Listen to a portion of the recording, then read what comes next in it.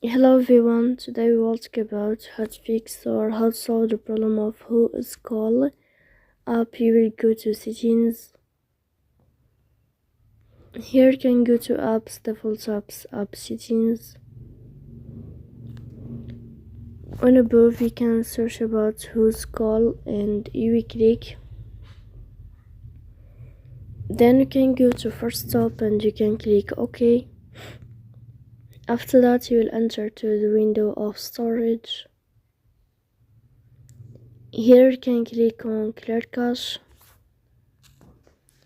Then you can turn off your Wi-Fi and you can turn on your Wi-Fi again to fix that problem.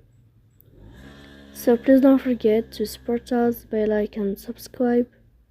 See you next time in another video and thank you for your attention.